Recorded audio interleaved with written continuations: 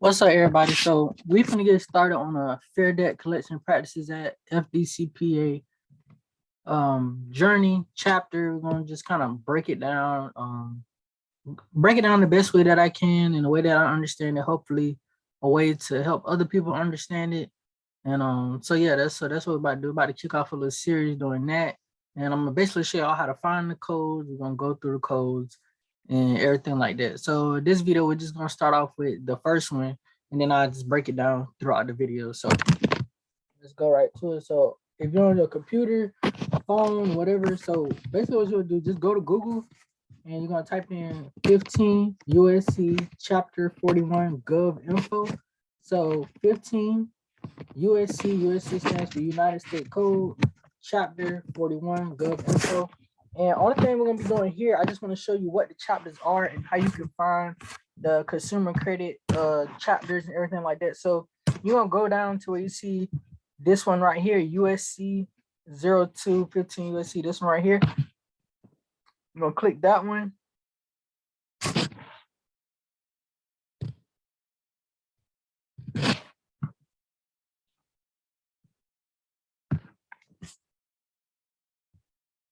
All right, so now it's gonna take you to this screen right here. So this screen is basically, it has everything for consumer credit protection, right? And the part that covers FDCPA Fair Debt Collection Practices Act is going to be 15 USC 1692, which is right here. So 15 USC 1692, and it goes from 1692A all the way to P. Right here. So this is the Fair Debt Collection Practices Act. So anytime you're on Google or if you have the actual booklet, these are the chapters, codes that you're gonna be looking through right here. So I just want to show that to you. So now let's just get started with 1692 and then 1692A. One thing you do when you come to Google, 15 USC 1692, click it.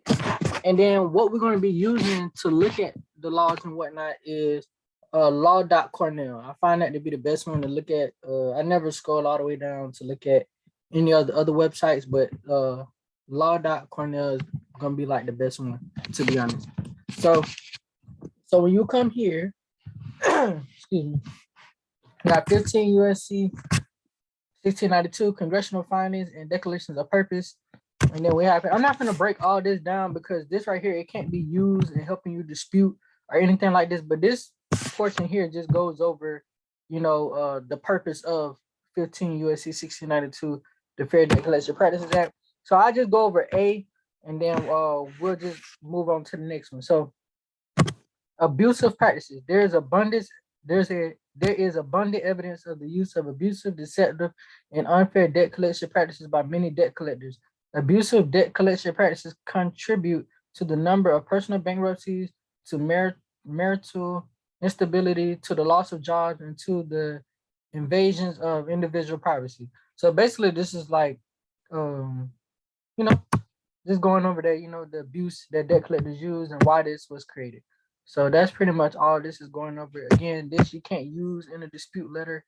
Right? Well, you can help like saying what the chapter, going over, but there's no like thing here to put in your dispute letters, I guess, per se. So, all right. So now we'll go to the next one, 1692A, which is definitions. So here it has all the definitions. So this 1692A is just strictly definitions. Important things to point out here. So when we talk about Experian, TransUnion, Equifax, those are not bureaus, those are credit reporting agencies, which is defined here. So the bureau is only actually the CFPB, which is the Consumer Financial Protection Bureau. So let's try to get away from calling credit reporting agencies credit bureaus because they're not a bureau, they're just a credit reporting agency and they're not affiliated with any government. So they're individual for-profit companies.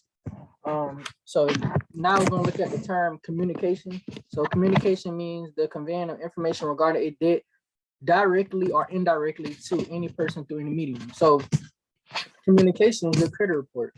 That's the type of communication, letting you know about a debt. Consumer. you are the consumer. Every human being in America is a consumer.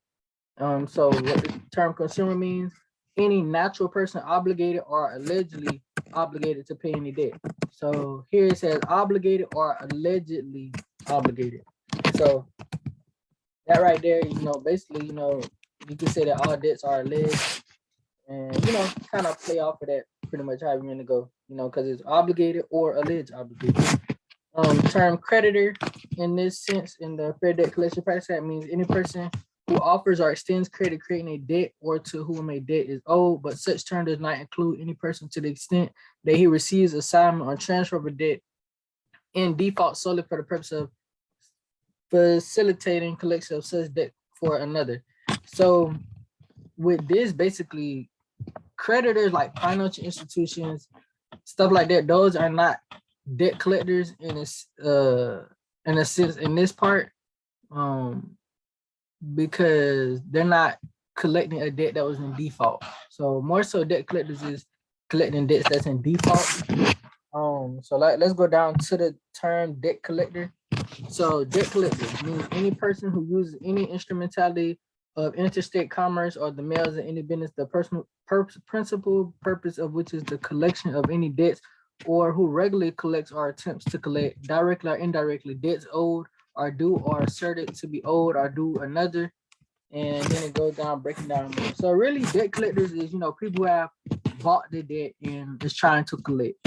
Don't really try to use it to go after the creditor, because it's already been proven in court cases, which I don't have with me right now, but I read before that financial institutions basically Fair Debt Collection Practice Act does not apply to them. So now let's go down. And then also too, I'll say too, if I'm wrong on anything, or if you feel I didn't clarify something, or if you clarify something better, please comment it down below in the comments. I'm just trying to go over this in the best way that I can to kind of help other people understand it, and even help myself understand it by reading it and sharing it with y'all. So yeah. Now let's go down. This right here. So basically just 15 USC 1692A is just definitions. Let's go down to another. Let's see.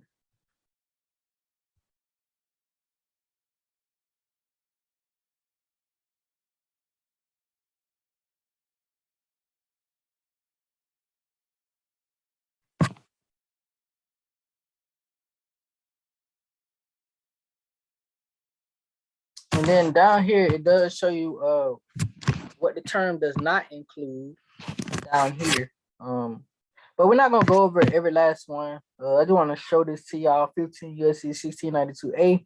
So this is strictly just definitions, which can help you, when you doing your dispute letters, helping understand who you are, who the debt collectors are, what their roles is, what your role is. So that's what this is, definition. So yeah, so now let's move on to the next one. And also too, I may comment down below more information on this